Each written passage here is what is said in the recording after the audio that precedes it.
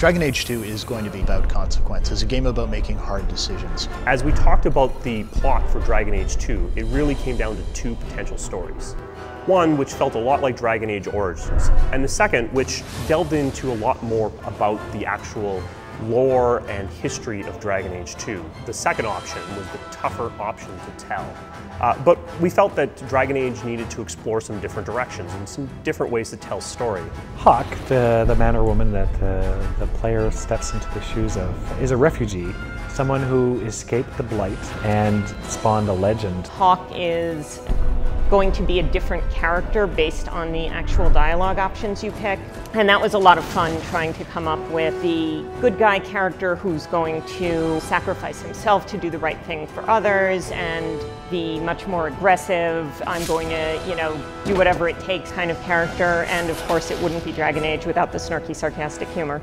She fills her days making poisons and cake. Tell me you didn't try the cake. How did he rise to power? How did he become the champion of Kirkwall? What's brought the city and later the entire world to the brink of war? These are questions that need to be answered. It's like one of those moments in history where people will talk about for centuries afterwards that I knew someone was there, or read stories about the people who were there. So the player gets to be there at that pivotal moment. So we got together to talk about ways we could do this, the way we could tell a decade worth of history in a single game. And out of those explorations, that's where the frame narrative came from. A story within a story became key. This is a technique you see in The Usual Suspects, you see it in A Princess Bride. It's being told from the perspective of a character named Varric. He's a dwarven rogue storyteller.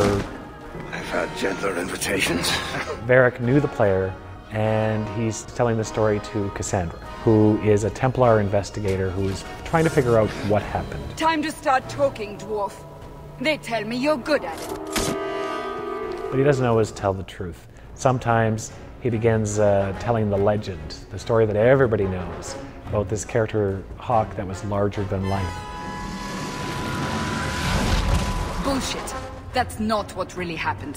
When a book or a movie does a frame narrative, the narrator knows how things are going to turn out. But in a video game, we can't know that, because the way you choose to play is going to affect the narration. And what's so very cool about this is, while we can't really take credit for frame narrative, it's been used for hundreds of years, I think this may be one of the first, the truly interactive frame narratives.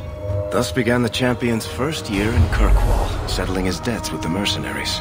That's when I first met the champion. In Dragon Age Origins, you traveled across the land, but in Dragon Age 2, you're traveling through time. We're focused on a more specific area. You see it over time, you see it evolve, you see it change. This, I think, gives it more depth. Relationships can develop over a period of years rather than just weeks or months. Been a while, hasn't it? I've been keeping an eye on you. On one hand, an adventure tale isn't necessarily about romance, but on the other hand, what adventure tale, what science fiction or fantasy tale have you ever seen that didn't have some element of romance? Wait, you're not thinking of bringing feelings into this, are you? And we were able to take them in some pretty wildly different directions, from virginal girl next door to crazy up against the wall, let's have it on right here. And one angle that we haven't really targeted before is the sense of family.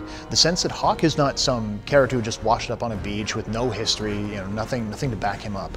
He's got a mother, he's got siblings, and they come with him. Will we see rivalry? Yes. Will we see jealousy? Yes. Will we see genuine affection? Yes. We're running from your bloody Templars. I'm in charge. You do what I say. Right, brother.